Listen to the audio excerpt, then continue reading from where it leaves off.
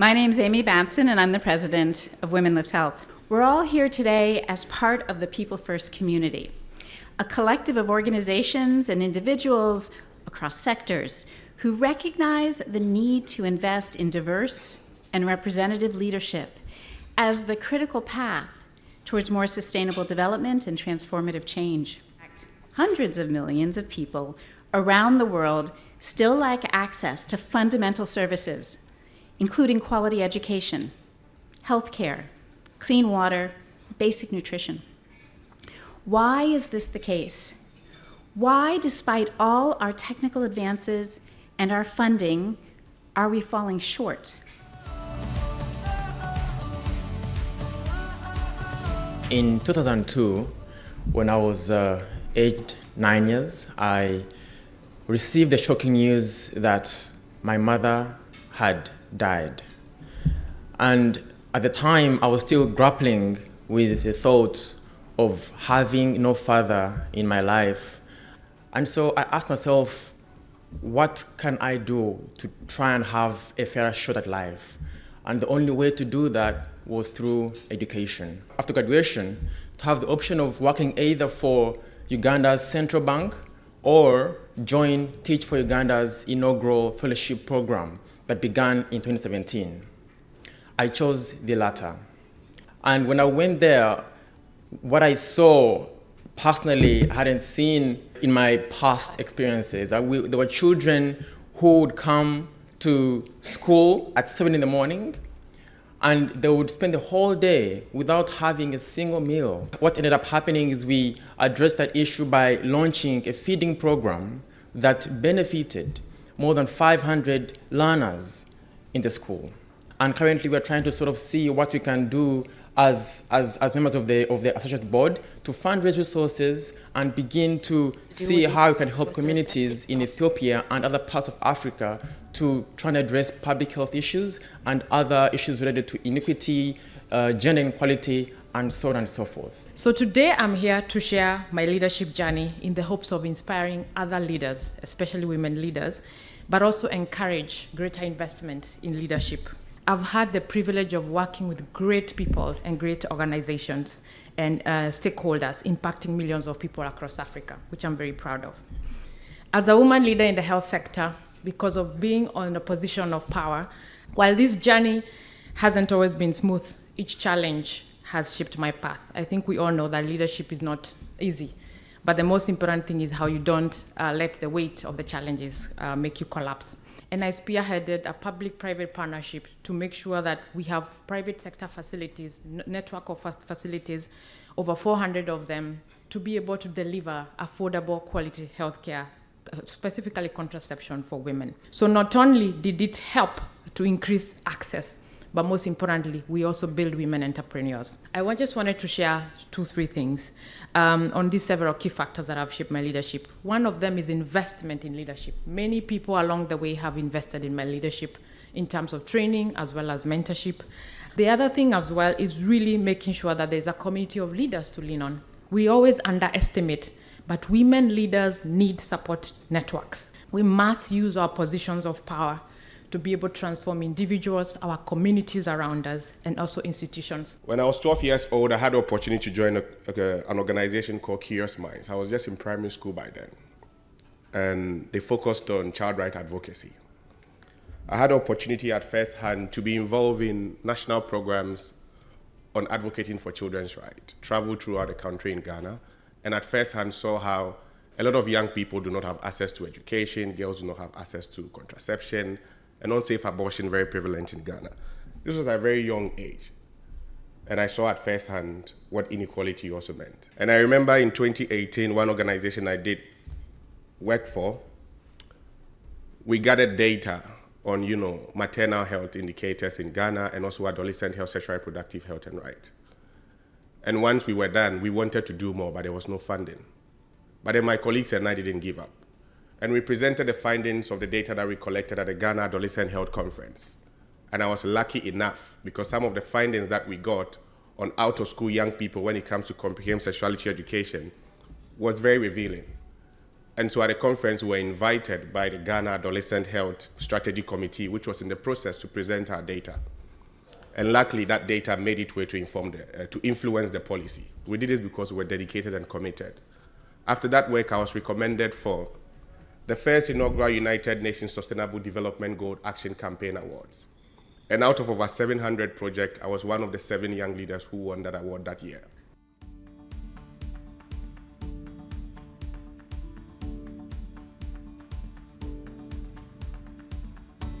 Your work is focused on developing the self-aware leaders across the continent of Africa. And you have a signature fellowship program or leadership program through which you do this work. Do you want to tell us a bit about your work? So we at the African Leadership Institute, we believe in capacity building for a new generation of African leaders who are values-based. We really believe that it's important to have values that anchor your leadership. And I'm sure when you see what's happening across the world today, you will agree with us that values are very important. So these are values of Ubuntu, servant leadership, courage, but also being deeply disturbed about what you see around you. But it's not enough to just be deeply disturbed. We then give you the agency to be able to do something about the inequality and the things that you see around you that deeply disturb you. So we take our participants through a very intensive self-introspective process. And when they introspect, they become self-aware. When they become self-aware, they're able to self-regulate. So therefore, we have curated a space where they're able to comfortably share and to comfortably introspect and to become self-aware through working with psychologists, through very honest peer feedback. It's quite a process, lots of tears. It's quite a hard process to go through because you have to face your demons. There's been incredible work in implementing health programs and just doing such incredible work, throughout the world. But it's also exciting to see the foundation's shift in just building women leadership in health. Do you want to talk a bit about that and what informed that sort of, pivot or, that incorporation and addition of building and investing in women's leadership? We have learned, as Amy was mentioning at the beginning of our session, that having the technical interventions are powerful, but if we don't have the people component paired with that, the uptake, adoption, and the impact we're seeking is going to be exceptionally challenging. And so I sit at the sort of intersection where we focus on gender equality. We have an entire division dedicated to gender equality at this point. And the way that we think about our funding approach is certainly still some technical interventions, but also looking at the spectrum of what are those other normative changes, and leadership is one of those. Lehman Foundation is one of those rare organizations that has always been at the forefront of investing in people first, and in just the leadership of people within Brazil to feel transformation. It would be interesting to just hear what led to you focusing on that, and what have you come to think about the balance between, what we need, between investing in developing people and collective leadership and investing in more technical solutions, and how have you been able to achieve this? So at the Lehman Foundation, we realized that what we want to support is for Brazil to be a more developed and fair country. And we're always trying to look like what's the biggest asset, what's the biggest resource, what's the biggest advantage that Brazil can have. Does our talent match the composition of our population, both in race and regional and gender? Are we looking for talent everywhere? And is this talent being allocated to tackling our biggest social problems, right? And this is our main commitment in our leadership work. Finding our talent, helping to develop our talent, and then helping them dedicate their lives to tackling our biggest social problems. We support about 2,000 leaders are trained every year in organizations that we support in Brazil. And we also have networks of people who are making the most difference. And one is the Lehman Foundation's Leader Network, which have about 800 people now.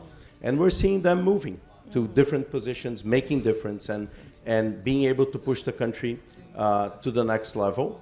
How have you seen leadership development play a role in advancing progress or sustainable development goals? I think we should be a little bit worried. I think if we were having a conversation about that maybe 5 or 7 years ago, we would be saying, well, there's been progress, but it's not enough. We need to move further, faster. We need to have people who are deeply disturbed at all levels. You need that person that is deeply disturbed at the school, at the classroom level, because a good teacher is a leader that can change the lives of those 30 kids. You need that school leader that is the principal, because he might change the life of that complex ecosystem that is the school. But then you need to have the right leadership at the local and at the national level, because you need that to happen in all schools. What is that we need in order to implement a successful education reform in a country?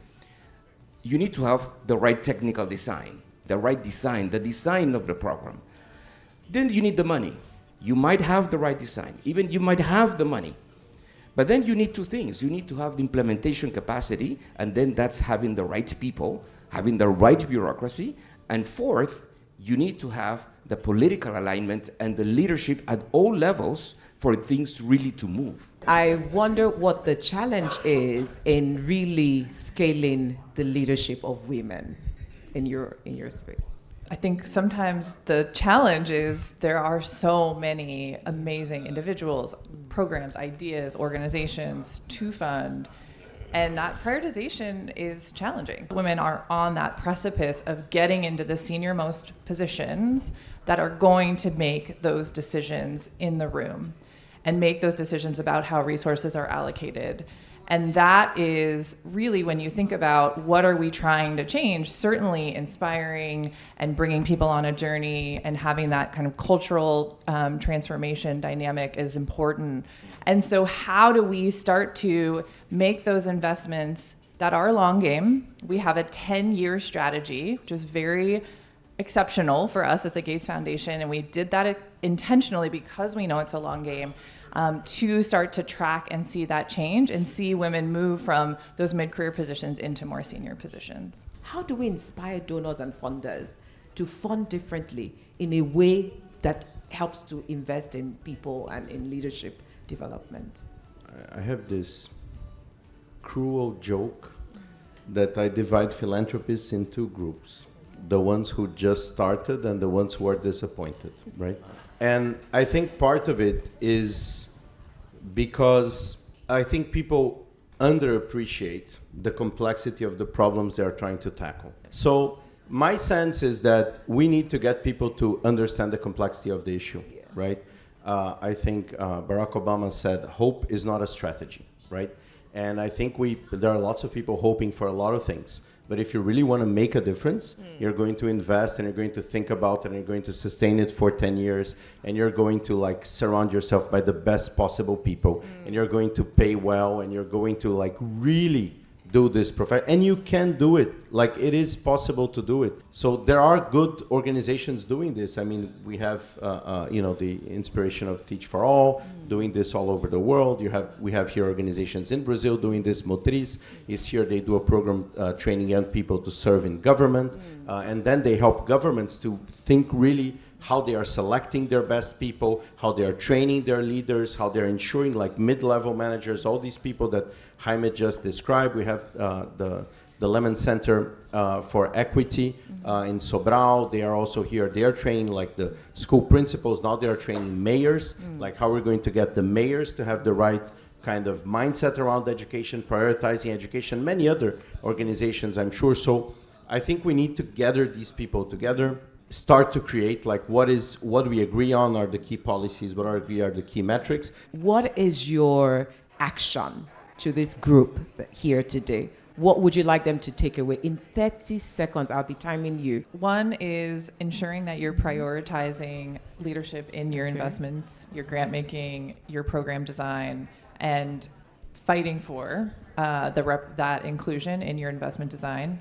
And then two, making sure that if you are investing in leadership programs, you have mentorship and sponsorship components to those programs. So firstly, for funders in the room to take an ecosystem approach. Fund things, fund programs, but also fund people. So if your budget, maybe put 75% into programs, put 25% into people. That's what I would say. And then secondly, just to answer your question about young people feeling excluded, I think in the same way that we are now being intentional about including women and having gender approaches, we should do the same for youth. And especially in Africa, given Africa's unique demographic profile, Africa is the youngest continent, so we cannot continue to exclude young people. People say things take 10 years, 20 years to change, or 30 years to change. I think the problem is when you don't turn on the stopwatch, right? It doesn't matter if it takes 10 years, but if you're talking about 10 years that it takes 10 years, there's something wrong, right?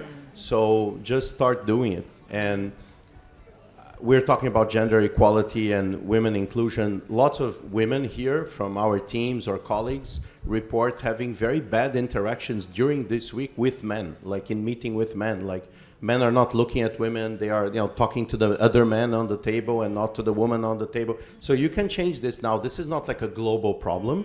It's your problem also. So I think maybe that's a good thing to do and start to do now. A sense of urgency. And wanted to share what a student told me, which we are implementing a full-day secondary program, which improved secondary schools in all the country. People were happy with the change in the model, but asking students, teachers, etc., one student raised his hand, and this is a student that was in the final year of secondary. And he said, well, Minister, this is a great change, but I'm in the 5th year of secondary. I'm finishing, I'm leaving. This is great for those who are in the 1st grade of secondary. For me, you came too late. And I didn't have an answer for him.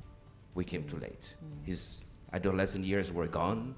And each year that we don't do those things that, even if they are complex, there is one child, one student, one girl who is waiting for a better chance. Thank you so very much. Really a big thank you to each one of you for your contributions, for your insight, for your wisdom, and really for sharing so generously with us this morning.